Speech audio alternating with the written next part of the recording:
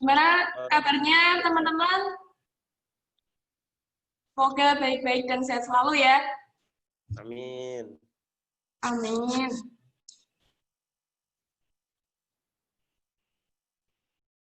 Oke, saya ulangi lagi, biar tambah semangat. Assalamualaikum warahmatullahi wabarakatuh. Waalaikumsalam warahmatullahi wabarakatuh. Alhamdulillah. Salam sejahtera bagi kita semua. Selamat pagi dan salam pramuka. Salam. Kakak, nama saya Krisnawati, biasa dipanggil Kak Isna. Saya dari Dewan Kerja Daerah Jawa Tengah. Di sini saya sebagai moderator yang akan membantu jalannya sesi pada materi kali ini, yaitu dengan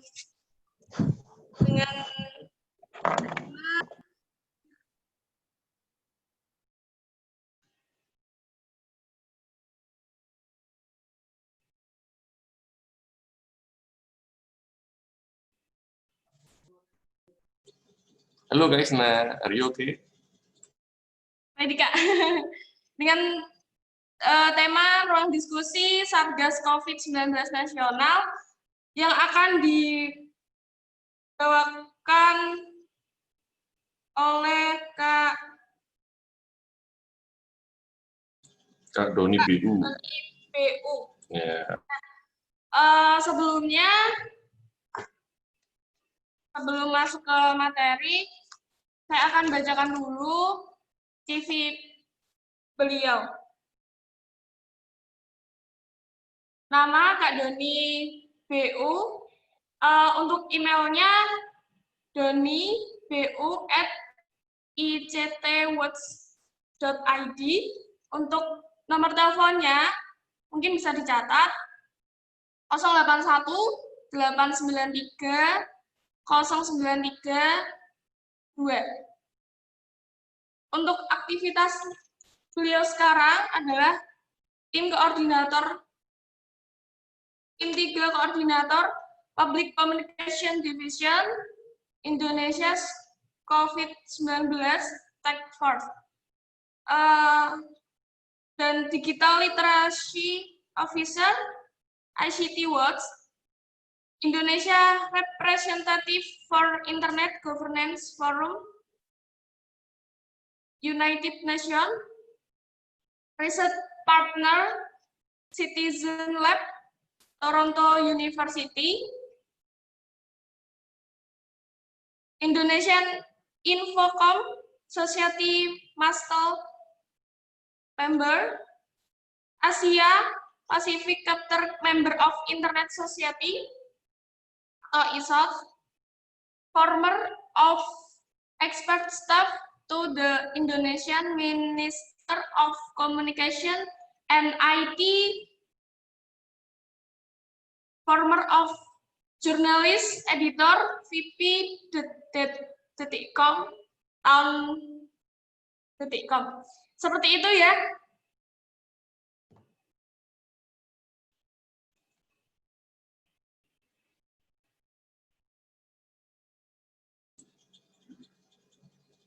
Waktu dan tempat dipersilahkan. Mungkin seperti itu kakak-kakak, perkenalan singkat yang dapat saya sampaikan dari Kak Doni BU. Untuk waktu dan tempat saya persilahkan untuk Kak Doni. Baik, selamat pagi, salam pramuka, kawan-kawan Saka milenial. Ini luar biasa yang sudah bersedia bangun pagi. Siap. Kita di acara apa namanya? GSM enggak? GSM, geser sedikit mati itu kalau sinyal. Gelar Saka milenial. Ini kemarin saya mantau, mohon maaf Kak Ardo dan kawan-kawan Saka milenial. Terima kasih Mbak, siapa itu dari DKD Jawa Tengah yang memperkenalkan? Isna.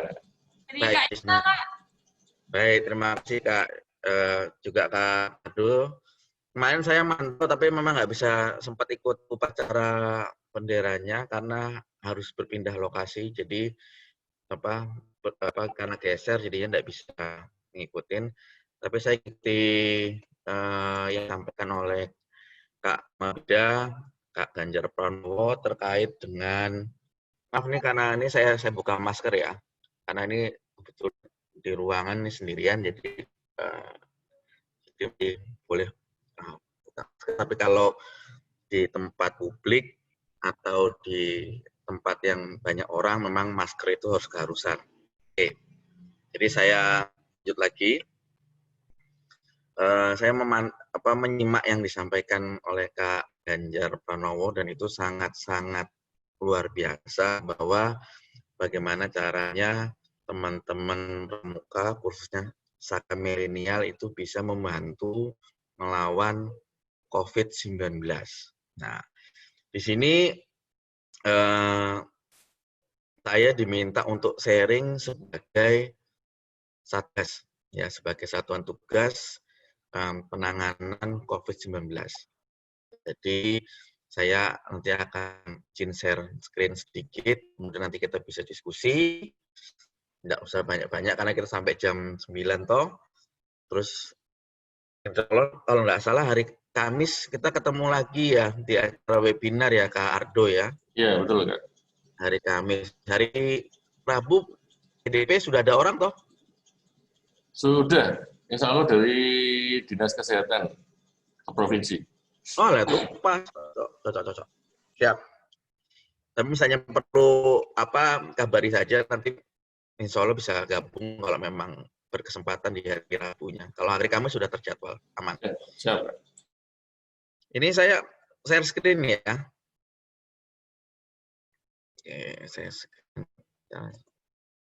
Oke, share. Oke.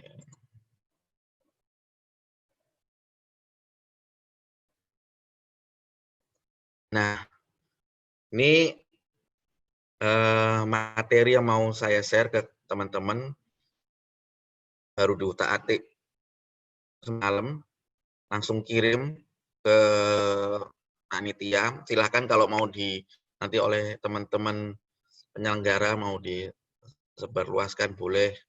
Kalau minta PPT-nya mau diedit lagi boleh. Jadi yang sudah ada di dashboard Kak, peserta bisa mendownload di dashboard. Oh, luar biasa sekali ya. Ini dashboardnya canggih nih, siapa yang buat nih? Pasti orangnya saking nggak banyak kerjaannya sampai sempat-sempatnya bikin bagus banget dashboardnya. Ya, salam Kak. Siap Kak.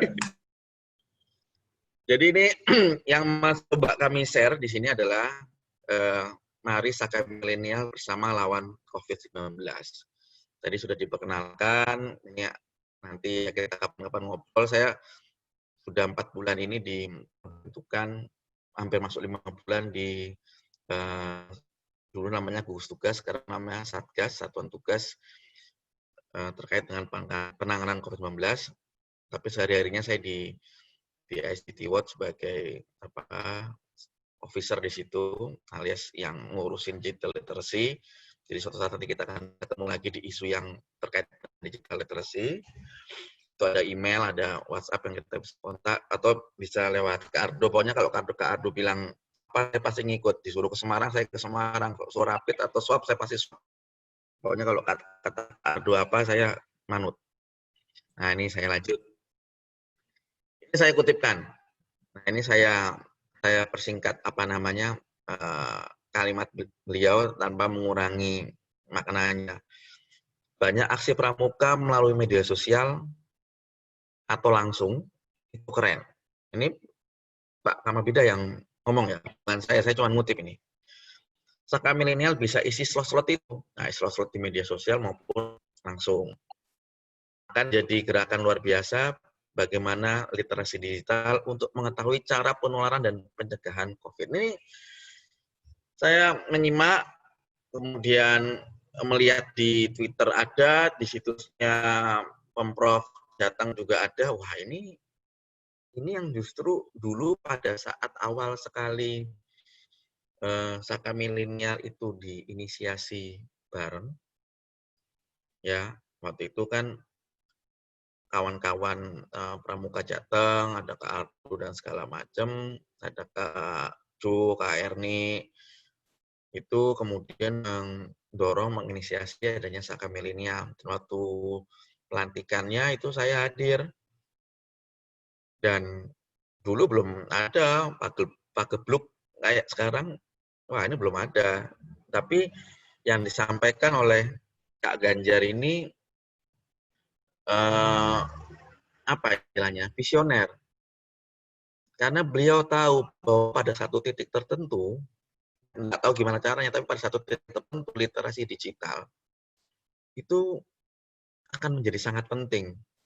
Saka milenial kemudian didorong untuk bisa memahami fungsi dan perannya di publik terkait dengan penggunaan digital. Dulu nggak kepikiran bahwa itu akan yang namanya belajar itu harus dipaksa dalam tanda kutip online, bekerja online, belanja online. Kita melakukan belajar online ya dulu secukupnya, belanja online secukupnya, bekerja juga ya secara remote secukupnya. Tapi begitu ada pandemi, semuanya bertransformasi pindah ke digital. Ini yang menjadi penting mengapa Saka milenial itu tidak bisa lagi menjadi orang biasa. Yang merasa Saka milenial tidak bisa lagi menjadi pramuka biasa. Bahkan kita tuh pandemi itu kan mulai rame kan Februari ya. Februari itu Januari Februari itu sudah mulai masuk awal dan sekarang sudah bulan kesekian, saya kok nggak melihat ada Saka maupun apa istilahnya itu ya kepramukaan tidak banyak melihat. Ada di beberapa daerah ada yang pramukanya bergerak, tapi tidak banyak yang kemudian bisa menjadi contoh bagaimana bergerak di isu digitalnya, bergerak di sisi online-nya. Jadi kalau usai acara GSM ini, teman-teman masih merasa sebagai pramuka biasa,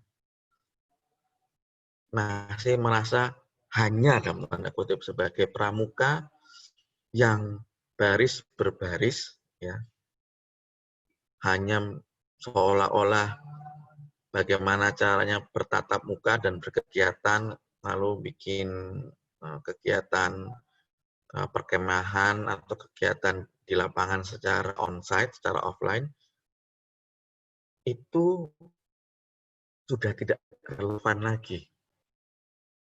Sudah tidak cocok dengan kemilenialannya, tidak cocok dengan keliterasi digitalannya, dan tidak cocok lagi dengan kondisi sekarang. Sekarang ini istilah kalau orang-orang bilang new normal atau adaptasi kebiasaan baru. Jangan pernah berharap kita akan kembali ke normal yang lama. Kita harus move on.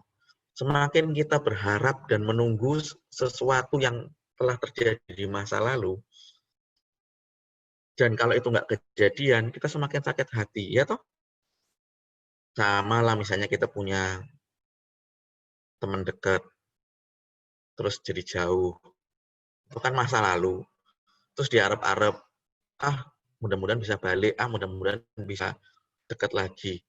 Nah, kalau kejadian kan sakit hati. Nah, lepas saja. Kita lakukan hal yang baru. Ya bahwa nanti kemudian siapa tahu insya Allah dengan yang baru itu kita bisa lebih baik, ya itu bisa lebih bermanfaat buat kita, lebih produktif kitanya, lebih aman kita dari COVID-19. Ini saya lanjut lagi ya. Kemarin Kak Ganjar sudah mengatakan literasi digital. Saya cuma mau mengulang sedikit saja, menjelaskan apa yang disebut dengan literasi digital. UNESCO ini sudah UNESCO ini apa namanya badannya PBB yang bicara soal pendidikan, ilmu pengetahuan dan kebudayaan, dia bicara literasi digital adalah kemampuan menggunakan TIK untuk menemukan. Nah, yang pertama kali itu kan katanya kuncinya menemukan. Setelah menemukan ngapain? Menemukan apa? Menemukan informasi. Setelah menemukan informasi, mengevaluasi. Mengevaluasi itu kayak gini. Ini informasi benar nggak ya? Bermanfaat nggak ya?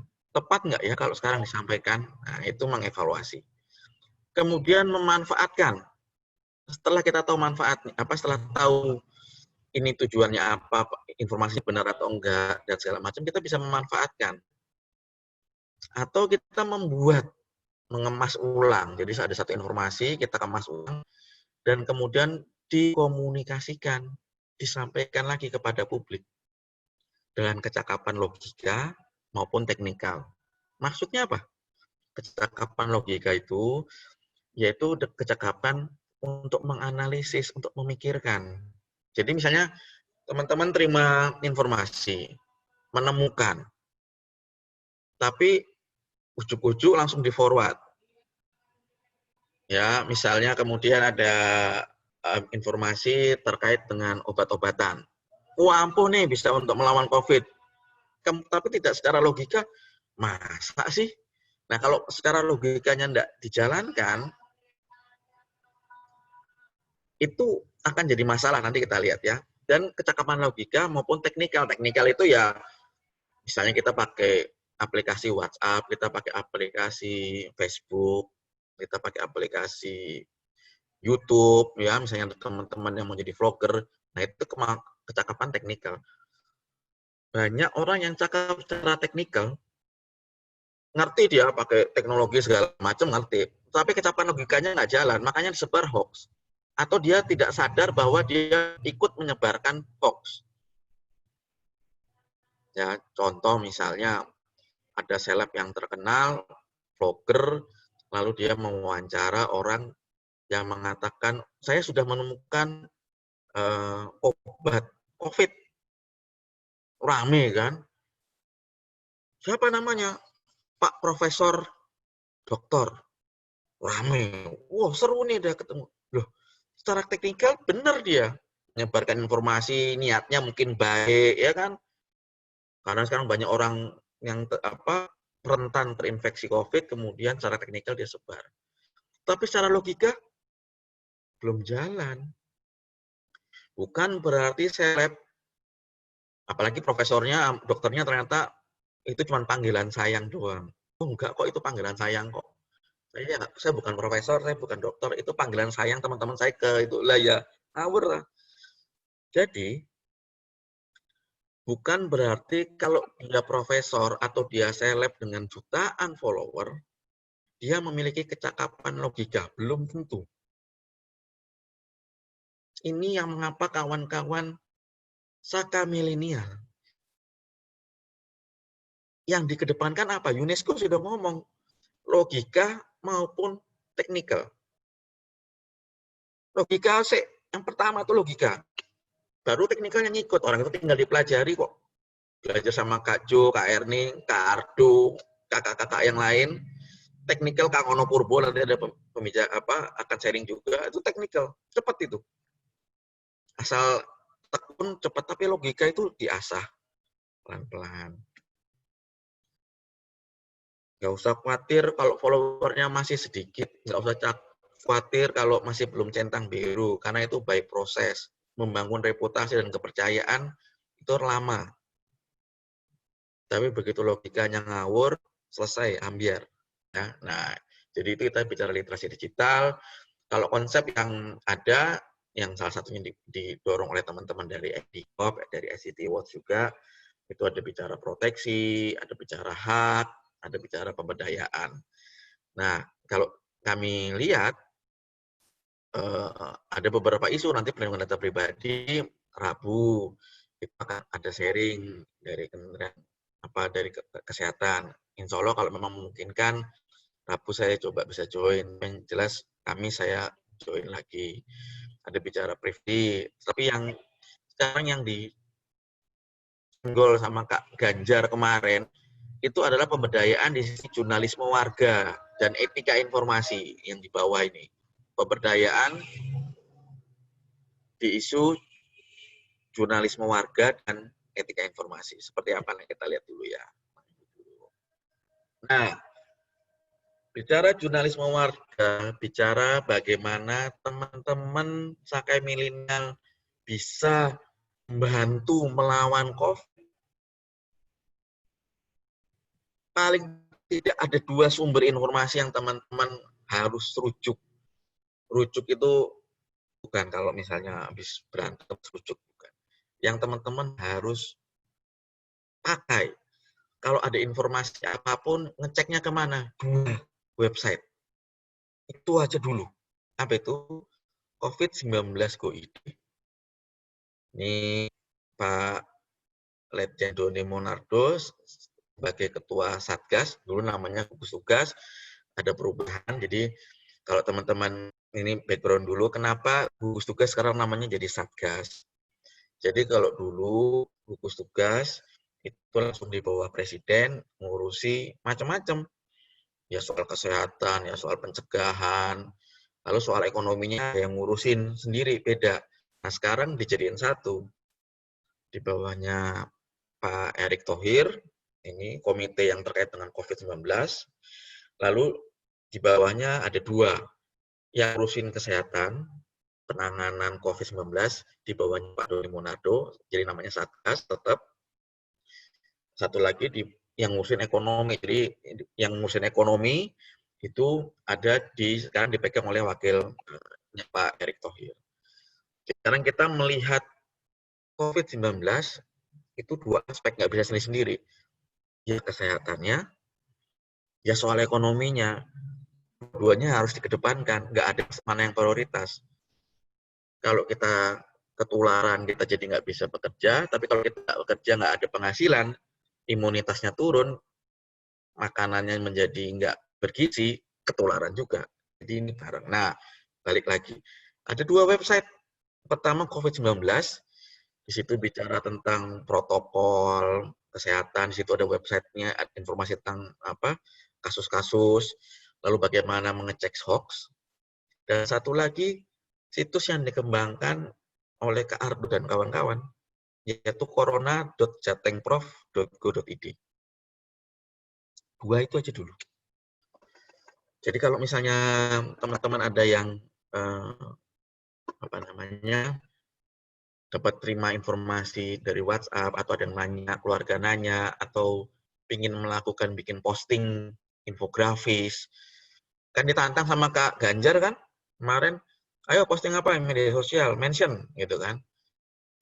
Nah, nyari sumber informasi jangan kemana-mana, jangan ngikutin seleb siapapun yang nggak jelas, yang cuma modal follower.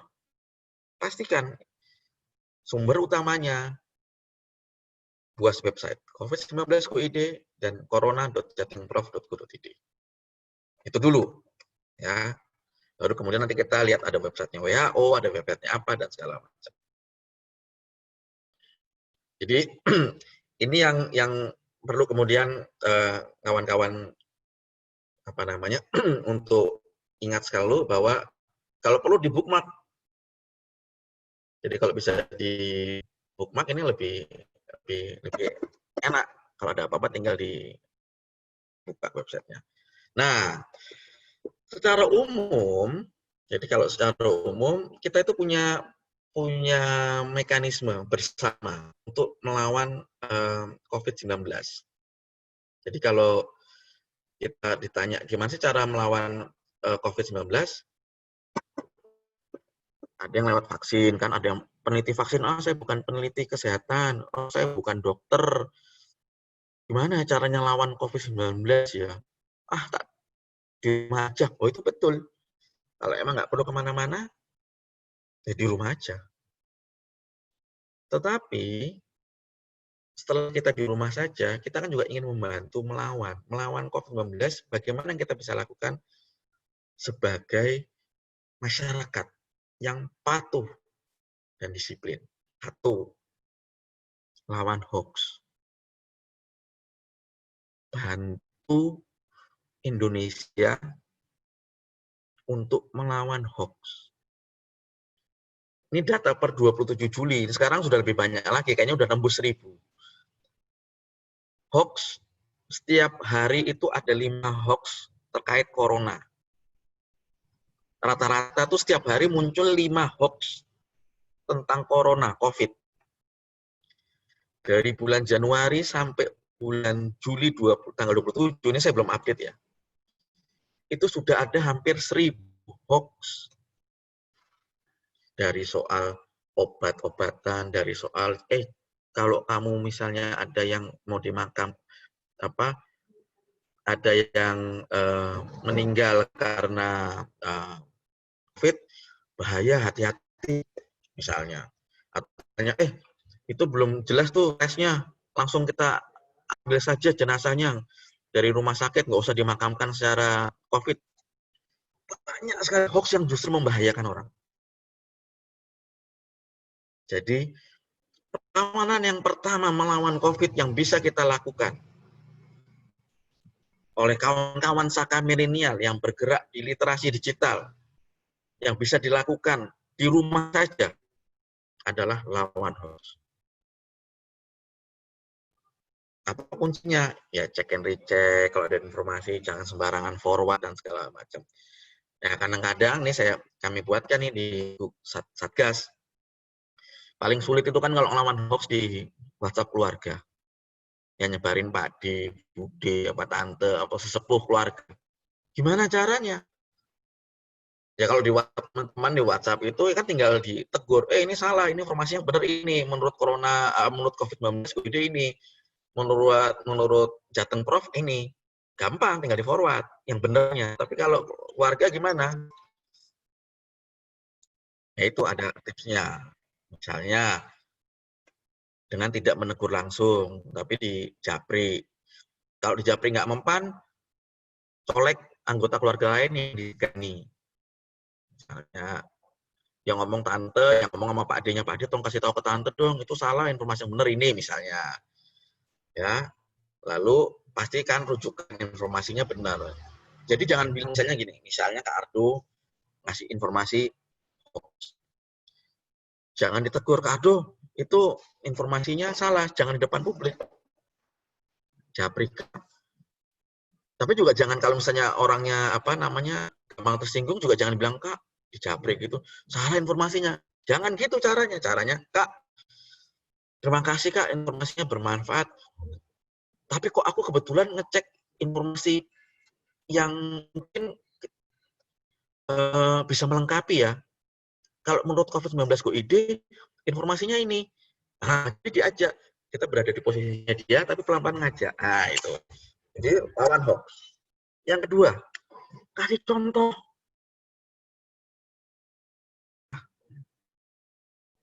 Wajib pertama kali, kalau dulu jangan sampai ketinggalan handphone, jangan sampai ketinggalan dompet. Sekarang, jangan sampai ketinggalan masker. Tapi, kita tuh kalau suka pakai masker tuh suka ngawur. Mana pakai masker saya? Oh ini nah ini. Pertama, kita kalau pakai masker gini, terus kalau pas lagi break, atau lagi mau makan, atau lagi ngobrol, terus tiba-tiba turun ini. Sering. Siapapun. Mau seleb, mau pejabat, banyak foto-foto yang mereka belum tahu. Dulu kayaknya nggak ada masalah. Tapi sekarang protokolnya sudah mengatakan, jangan gini. Kenapa? Pada saat kita pakai gini, ya toh, terus mungkin ada virus apa-apa, ininya aman. Ininya kan kebuka.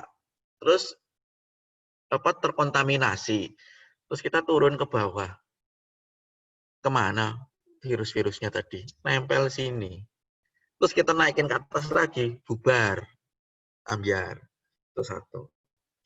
Jangan gini juga. Apa gunanya? Orang yang dicegah supaya virusnya tidak masuk ke nafas kok. Terus dibuka hidungnya. Terus jangan pegang-pegang depan. Jadi kalau buka dari samping gitu ya. Jangan kemudian ini dipegang segala macam. Kenapa? Di sini kan sudah terkontaminasi. Nah, dipegang tangan kita terkontaminasi. Lalu kita enggak cuci tangan pakai sabun atau lupa pakai hand sanitizer. Lalu kita salaman sama orang nggak sengaja atau kita megang mouse. Pindah. Lalu ada orang pegang pinjam mouse kita, pindah ke tempat dia. Kalau orang yang megang mouse kita, pinjam mouse kita tadi misalnya atau megang apapun yang tadi sudah kita pegang, lalu nggak sengaja dia geser kocok-kocok mata. Ketularan, ya. Kasih contoh. Yang ketiga, tegakkan protokol. Saka milenial dimanapun harus menunjukkan bahwa protokol bisa ditegakkan. Kalau memberikan contoh itu ke diri sendiri. Jadi contoh itu misalnya ya sudah, kalau kata agama kan kalau kita tidak bisa menegur, kalau kita tidak bisa menggunakan tangan, pakai lisan, tidak bisa pakai lisan, ya kasih contoh aja lah. Paling nggak kita benar. Tapi tegakkan protokol itu kita harus pakai lisan. Sebelah ada teman nggak pakai masker, maskermu mana? Kalau dipakai. Atau misalnya kita lagi lagi ngantri di pasar swalayan, di belakang ada orang deket-deket, tegur, Mas maaf, jangan deket-deket ya, jaga jarak. Tegakkan protokol. Pramuka itu lawan hoax, bisa dari rumah, pada saat keluar rumah berikan contoh, dan sebisa mungkin pramuka dengan tegak mengatakan menegakkan protokol, pakai masker ya, jaga jarak ya, cuci tangan ya, nah gitu. Khusus teman-teman Saka milenial ini tadi saya sudah sebutkan. Jadi hal panutan pramuka Saka milenial yang bisa dilakukan ya, dalam gelar Saka milenial ini, yang insya Allah kita nanti di adaptasi kebiasaan baru kita bisa segera jumpa. Pertama, sekali lagi pakai masker. Kalau ada yang nggak pakai masker, tegur baik-baik. Jangan ditegur yang nggak baik. Tegur baik-baik. Saya kalau naik angkutan umum, atau naik mobil, atau naik bajai, kalau kita nggak biasa, orangnya nggak enak untuk negur, ya paling nggak milih bajai, atau milih angkutan, atau milih apapun, atau milih restoran, tempat makan, itu yang orangnya resik, yang pakai masker segala macam. Tapi kalau kita terbiasa menegur orang dengan baik, ya tegur. Saya naik angkutan umum atau apa, ingatkan, jangan lupa ya pakai masker. Terus selalu jaga jarak. Jadi mau pertemuan offline, mau pertemuan lagi rapat, jaga jarak, lalu cuci tangan pakai sabun secara rutin. Dan yang keempat, lawan hoax. 4 itu. Ya. Jadi kalau kita tadi ini adalah spirit bersamanya, lawan hoax, berikan contoh dan tegakkan protokol. Nah, kalau bicara ini, apa yang bisa dilakukan secara konkret ini tadi, pakai masker, jaga jarak, cuci tangan pakai sabun, dan yang penting, yang nggak kalah penting adalah lawan hoax. Jadi kalau 3 itu dilakukan, tapi 1 tidak dilakukan, ya timpang.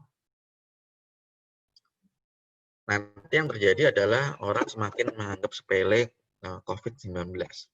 Saya lanjut. Nah, ini contoh. Ya, ini saya contohkan apa yang kemudian kalau kita tidak melawan tidak melawan hoax, tidak dibantu Satgas ini untuk melawan hoax oleh teman-teman Saka milenial, teman-teman tidak mendapatkan maksud yang jelas dari Kak Ganjar itu, maksudnya apa sih Kak Ganjar ngomong apa sih maksudnya? Dan repot. Karena ini yang dimaksud Kak Ganjar salah satunya ini literasi digital itu kan tadi sudah jelas di UNESCO mengatakan. Mendapatkan informasi, menganalisis, memilih, lalu menyabarkan kembali. Contoh yang paling kiri, ini kami buat di Satgas karena waktu itu rame.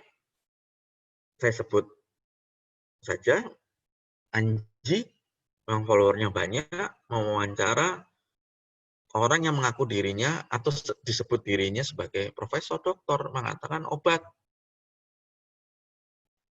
Jadi rame. Kenapa? Kenapa itu harus kita lawan? Karena kalau kita tidak lawan, sekarang misalnya teman-teman flu biasa kok, terus piye?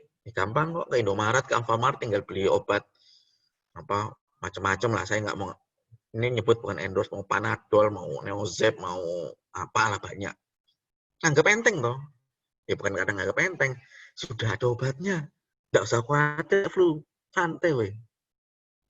Begitu disampaikan informasi sudah ada obatnya, seorang jadi kendor. Yang tadi pakai masker nggak jadi pakai masker, santai sudah ada obatnya. Apa yang terjadi?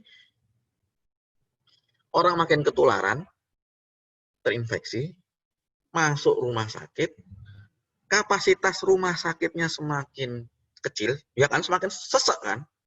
Dokter-dokter melayani tenaga kesehatan, dokter dan perawat itu melayaninya jadi semakin banyak, ya.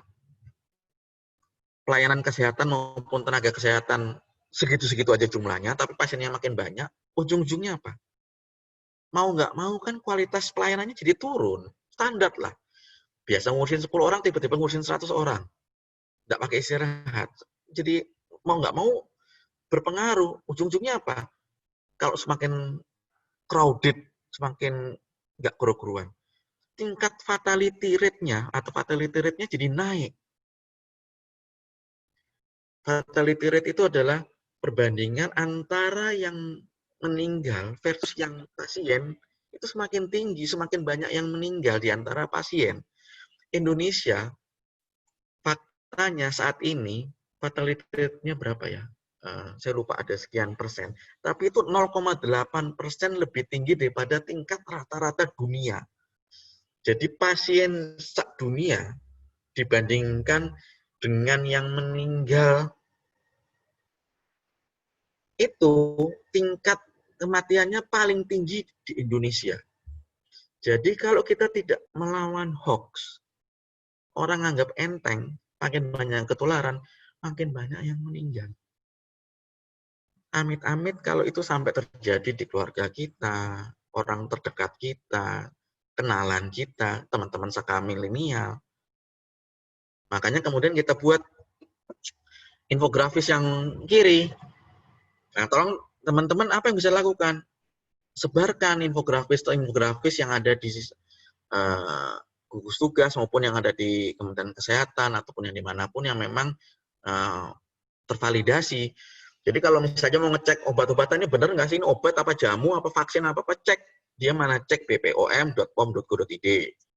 Cek kemasan. Jadi kalau ada obat misalnya dicek kemasannya masih benar apa enggak, jangan rusak, labelnya jelas apa enggak, ini buat apa, penyakit apa, izin edarnya seperti apa, kadaluarsanya seperti apa. Kalau bingung, masuk ke websitenya. Contoh yang kedua, terkait dengan penggunaan thermal gun atau termometer tembak. Saya ini sekarang beberapa kali, kalau ke mall, bukan ke mall, malah nggak pernah hampir ke mall, ke masuk ke tempat-tempat publik ya, kayak ke rumah sakit atau tempat makan, kayak misalnya tempat makan, ke daerah tempat publik, itu pakai thermal gun. Terus sekarang banyak yang nembaknya ke tangan. Suatu ketika saya tembak tangan, saya bilang, Mbak, ngapain tembak tangan? Tembak ke sini. Oh Pak, banyak yang khawatir. Enggak usah hoak. Gara-gara ada orang ngawur ngomong bahwa ini berbahaya. Enggak berbahaya. Itu infrared. Apa bahayanya infrared? Teman-teman yang pakai remote AC, itu kan infrared. Apa bahayanya? Orang bukan laser, bukan apa. Beda kalau senjata sorot-sorotan laser arahin ke mata. Orang ini pakai infrared kok. Lalu apa? Kenapa harus di sini? Kenapa nggak di sini? Karena menurut penelitian di sini turun 0,5 derajat kalau di tangan. Tidak akurat. Jadi tegakkan protokol. Mbak, biarin orang lain takut, tetapi itu hoax. Nah, itu kalau Saka Melinal. tembak di sini. Pakai termagang maksudnya, bukan itu ya. Jadi nggak usah khawatir, itu hoax. Banyak penelitiannya segala macam. Yang rilis yang dikeluarkan oleh COVID-19, GoID, infografisnya itu sudah dicek, cek dan recheck secara industri, secara kesehatan segala macam. Dan itu yang tidak banyak dilakukan oleh seleb-seleb atau yang mengendorse orang-orang yang keahliannya abal-abal, kemudian dipercaya banyak orang. Oke, saya lanjut. Ini tinggal slide sedikit. Nah, kalau teman-teman nanti kemudian, ini saya ambil contoh karena saya bingung ambil contoh lain yang mana. Tapi kalau teman-teman ingin kemudian secara literasi digital apa yang bisa dilakukan? Nah, teman-teman di ICT Watch, sekaligus saya promosi, tapi ini tidak berbayar. Jadi nggak usah khawatir, ini bukan promosi berbayar. Monggo, teman-teman Saka Milenial bisa belajar tentang literasi digital secara online di belajar.ictwatch.id. Itu ada sertifikatnya, ada ujian online-nya, dan nanti teman-teman juga kami sedang terus menyiapkan bersama kawan-kawan kakak-kakak di Saka Milenial dengan Kak Ardo dan kawan-kawan, supaya ini nanti punya TKK yang terkait dengan literasi digital, TKK SKK literasi digital ini sudah kami siapkan. Bentar ya, Mas MT, itu di lemari ada TKK. Kami sudah siapkan dan itu tinggal kirim. Nah, jadi teman-teman silakan ikut kelasnya, nggak berbayar, nggak usah khawatir. Ikut ujiannya, itu ada materi-materi terkait dengan terkait dengan melawan hoax, terkait dengan privasi dan segala macam. Lalu sudah kami siapkan ini bordirannya. Nah, udah ada nih bordirannya sudah kami siapkan. Jadi nanti kita belajar apa di situ macam-macam, termasuk bagaimana nanti apa itu COVID dan segala macam kita sudah siapkan juga. Ini jadi Kak Ardo, ini sudah kami siapkan ya. Ini udah Siap, TKK masuk. Ini TKK-nya sudah kami siapkan. Muhammadiyah Utama untuk Penegak dan Pendidikan ada semua. Keren loh. Siap. Ayo pada daftar di belajar.ictwatch.id ya.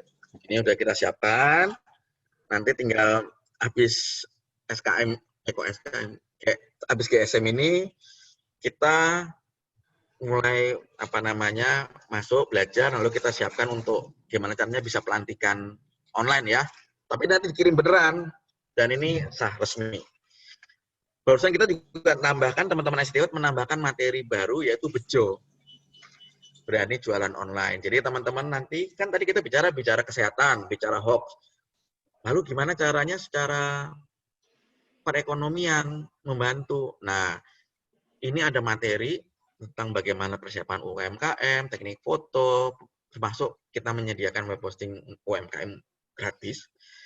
Jadi kalau teman-teman nanti ada yang nanya, aduh aku bisnisnya piye ya, online we. Nah, untuk mendapatkan pengetahuan tentang bagaimana belajar jualan online secara fundamental, nah itu masuk aja ke belajar.ictwatch.id. Saya lanjut. Terakhir, ini slide penutup. Masih bisa 10 menit untuk tanya jawab atau diskusi. Pertama, silakan follow akun media sosial resmi gugus tugas. Jadi di situ ada ada Instagram, ada Facebook group dan segala macam. Silakan itu di follow. Jadi dan kalau informasi yang kira-kira bermanfaat dan penting untuk disebarkan, sebarkan. Bahkan kami dorong, Kak, boleh nggak misalnya infografis yang dibuat gugus tugas, kami desain ulang. Boleh. Boleh nggak logonya Satgas kami copot, kami desain ulang, lalu kami copot, lalu kami pasang logo Saka Milenial, nggak pakai gugus Satgas. Boleh. Yang penting informasinya akurat. Boleh nggak kami buat infografis, didesain ulang, lalu dipasang logo Satgas barengan sama logo Saka Milenial. Boleh banget, sebarkan, nggak jadi masalah. Pokoknya selama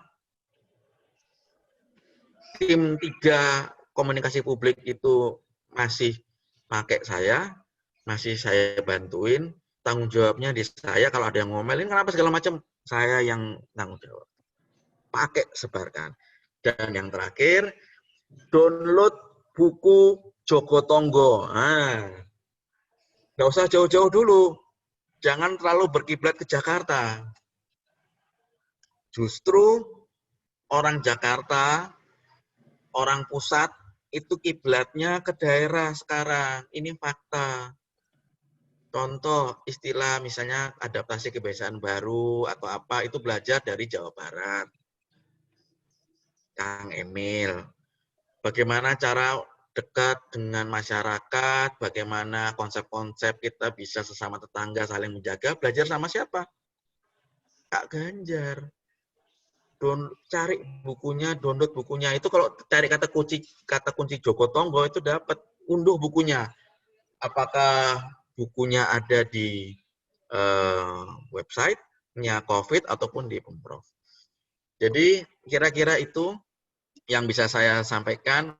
Kita bisa diskusi lebih lanjut. Nih saya kembalikan, saya stop share dulu. Terima kasih.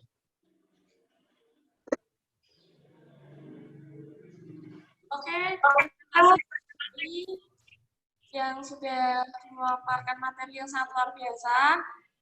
Untuk selanjutnya, yaitu sesi tanya-jawab, masih ada waktu 7 menit.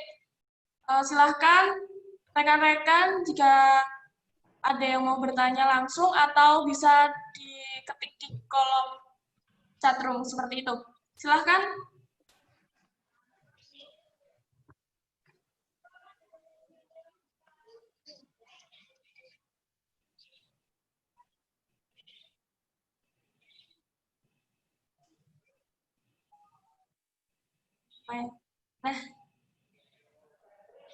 Nah ini Kak, ada yang bertanya dari Kak Samsul Khoir dari Kalimantan Selatan ya.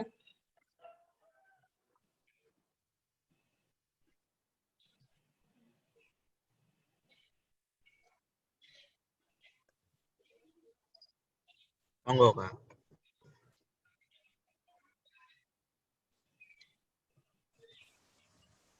Yes. Assalamualaikum warahmatullahi wabarakatuh.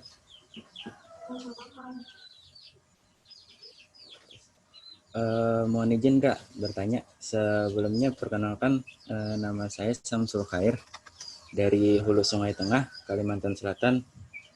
Kotanya itu sekitar 5 jam perjalanan darat dari ibu kota Banjarmasin ya. Mohon izin sebelumnya Kak, pertanyaannya mungkin agak menyinggung, apakah dibolehkan nih Kak, mungkin agak sedikit ada kritik mungkin. Boleh nggak nih Kak? Oke. Tadi kan Kakak menyampaikan masalah hoax nih Kak, masalah hoax.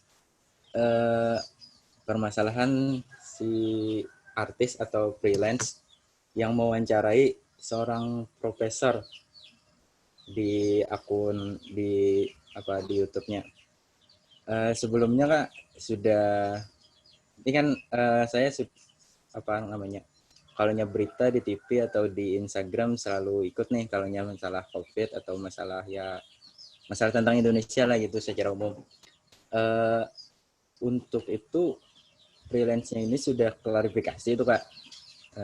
Di hari itu tuh kan dia ngecek tanahnya tuh di daerah yang tempat wawancaranya itu pada siang harinya, dan beliau itu lihat seorang gitu, nggak tahu siapa gitu kan, seorang diwawancarai oleh media pers, media setempat gitu Kak. Dan di hari yang sama di posting atau dikeluarkan berita tentang beliau di hari yang sama. Nah, ketika itu si freelance tadi mengulik-ngulik nih, siapa sih yang diwawancara ini? Dan beliau memberanikan diri nih, waktu malamnya itu. Kan hari siang nih ngelihat si Prof tadi diwawancarai oleh media setempat. Waktu malamnya beliau minta izin Nah, di malamnya itu di jam 10 baru ada wawancara. Jadi kalunya saya lihat klarifikasinya tadi, si freelance tadi nggak ada sih mengatakan bahwanya obat corona gitu. Si yang mengatakan itu cuma yang profesor yang diwawancarainya tadi. Dan ngelihat dari wawancaranya tadi sangat, kalau menurut aku profesornya ini ketika ditanya dapat dari mana obatnya itu, ketika ditanya tuh agak berbelit-belit sih anunya jawabnya. Nah, dari situ kan sudah kelihatan tuh kalau kita dari orang awam gitu, Kak. Itu kan heboh tuh di media sosial, apalagi di TV itu kan beberapa hari hebohnya. Itu masalah freelance, masalah hoax tentang obat corona. Nah, beberapa minggu yang lalu ada suatu organisasi nih, Kak, yang bukan bergerak di bidang kesehatan, meluncurkan sebuah kalung, Kak. Kalung anti corona. Ya, agak takut sih aku nyebutnya di sini. Nanti kan kalau ada apa-apa gitu. Habis itu kalungnya ini sudah disebar nih, Kak. Bahkan beberapa artis kan pakai itu kalung anti corona itu. Nah, ini kan sama-sama apa ini, yo? Apa ya? Sama-sama mungkin kalaunya bisa dibilang sama-sama hoax, tapi cara kita menyikapinya berbeda nih, Kak. Ketika suatu organisasi meluncurkan produk kalung, ya diterima oleh masyarakat, sedangkan seorang freelance mewawancarai dan sama-sama tidak benar gitu, Kak. Malahan dicaci maki gitu, Kak. Nah, bagaimana tanggapan Kakak masalah ini, Kak? Habis ini mungkin kalau diperbolehkan ada lagi, Kak, beberapa pertanyaan. Mungkin itu dulu, Kak. Baik. Ini karena waktunya memang sudah mendesak, saya sekaligus jawab juga yang pertanyaan dari Mas Amal Zaki ya, tentang pola pikir literasi digital. Terus Mas Samsul, karena waktunya juga, jadi nanti mungkin pertanyaan berikutnya barangkali kita bisa, nanti kita ketemu lagi hari Rabu atau Kamis, pokoknya saya manut ke Ardo lah, saya suruh ngapain saya ngikut. Saya jawab dulu ya, benar sekali Mas Samsul, ini saya ngomong aja lah, kalau saya kan nggak usah khawatir sebenarnya. Jadi ini Anji ya kan, wawancara profesor siapa namanya itu. Terus satu lagi Menteri Tenaga Kerja, Menteri Pertanian, ya kan, mengeluarkan kalung. Yang satu belum tentu benar diomelin, yang satu karena pejabat pemerintah, terus malah dipakai rapat sama DPR gitu kan. Gak usah khawatir Mas Nek ngomong, santai weh. Ini banyak orang-orang yang balelo di mana-mana, mau di pemerintahan, di mana. Kayak Kak Ardo ini contoh yang kalau di Pemprov itu bagian yang balelo. Emang harus ada yang berani ngomong. Jadi saya kasih tahu gini. Kak, ini direkam loh, Kak. Jangan sebut nama saya. Ya. Jadi adalah suatu kakak di Jawa Tengah yang tidak ingin disebut namanya, itu Mbak Lelo juga. Tapi memang gitu, kita harus gerak di dalam. Kalau di Satgas di komunikasi publik itu saya termasuk salah satu yang kerjanya bagian ngomelin, ini di pemerintah ini apa sih? Wah, pokoknya kalau orang-orang udah ngeliat, tuh kan, Doni ngomel lagi. Kasih contoh, banyak pejabat publik, ini contoh dulu ya semua saja, yang kalau difoto di Instagramnya, itu dia nurunin gini nih. Ya, menteri. Ya, ini enggak apa-apa direkam wis. Orang nih biar kita memperbaiki bersama, menegakkan protokol itu harus berani suarakan. Banyak menteri di Instagramnya kayak gini. Nah, postingnya enggak memberi contoh. Menteri apa? Ya pokoknya salah satu menteri lah. Jadi curang kalau menteri nggak disebut namanya. Kalau di provinsi Kak Ardo namanya. Ya kan saya nggak perlu menjelaskan bahwa ini Menteri Informasi dan Komunikasi kan, Menteri Komunikasi dan Informatika kan. Ada di situsnya Pak Menkominfo itu, Pak Joni Plate itu banyak postingan beberapanya itu kayak gini. Saya tegur kok Pak staf khususnya Mas Dedi Permadi.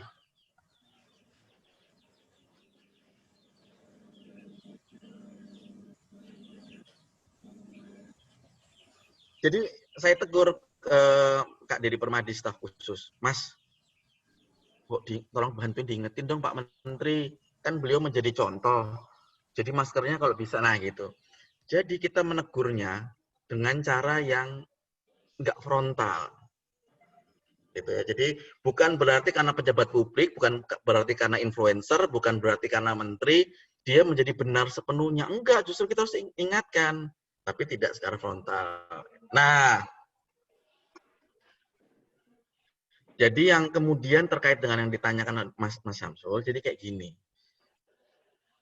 Mengapa kok kalau influencer salah dimarahin netizen, tapi kalau sesuatu yang belum benar kayak kalung corona diiya-iyakan? Enggak gitu, Mas. Tetap ditegur. Harus tetap ditegur. Sekarang, kalau ditanya, kenapa kok yang Anji kasusnya rame? Karena Anji followernya banyak. Tapi kan satunya menteri, pejabat publik.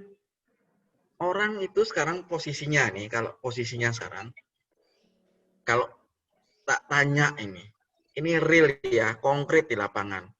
Situ mau dengerin influencer, apa dengerin pejabat pemerintah?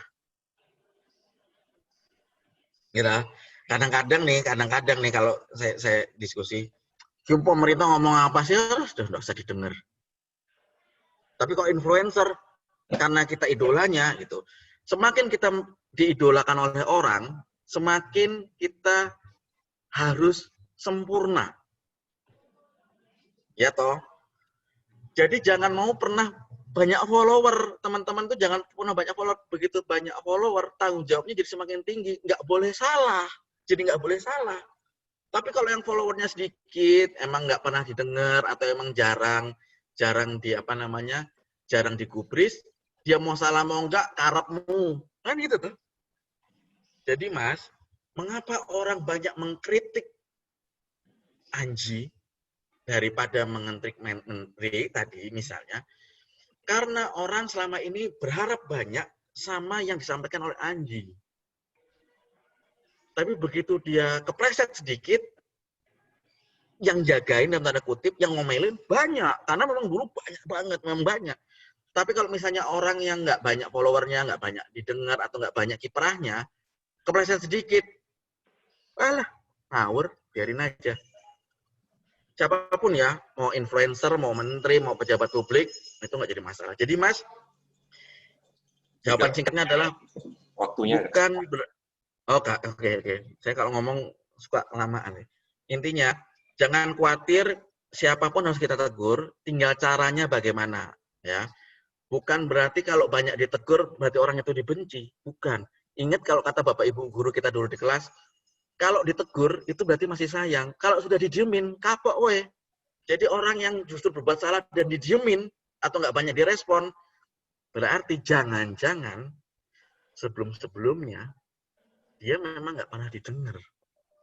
Jadi itu ya. Lalu peran pramuka dengan paling efektif mengembangkan pola pikir adalah literasi digital. Apa itu tadi? Harus berani memberi contoh melawan hoax, ya, dengan verifikasi. Yang kedua, memberi contoh. Kalau memang belum berani negur orang, memberi contoh. Kalau sudah kemudian kita sebagai pramuka, berseragam pramuka, mereka seragam milenial, tegur, tegakkan protokol, pakai masker, jaga jarak, rutin cuci tangan pakai sabun. Tinggal cara tegurnya bagaimana. Kalau yang Pak Menteri tadi soal COVID dan Corona, kalung segala macam, kita tegurnya halus. Kalau dari timnya saya, kita bikinin infografis.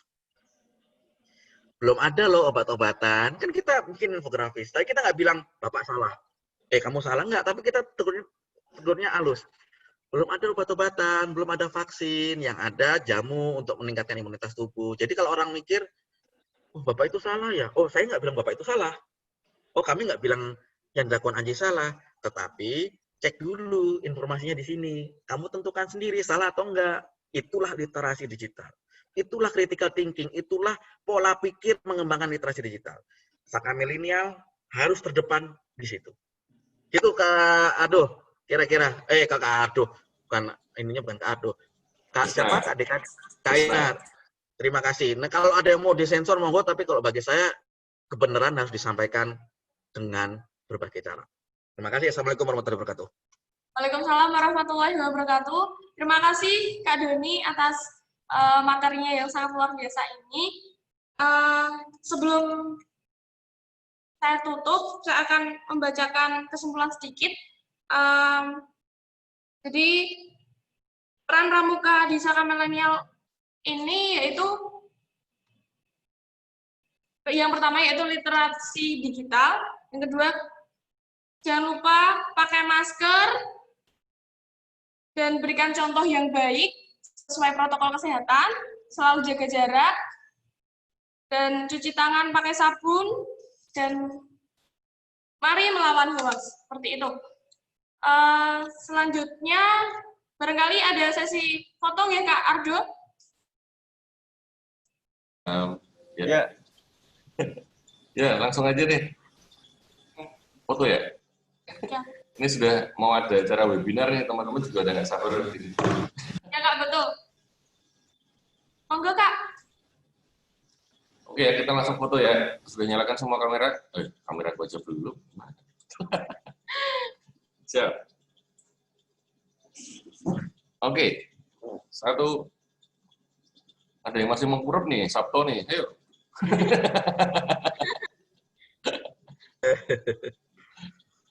Nah, nyalain dulu tuh lampunya. Kamu tim ini mesti mager. Oke, siap ya. 1, 2, 3. Oke, sekali lagi. 1, 2, 3. Oke. Terima kasih Kak Ardo. Dan terima kasih Kak Doni.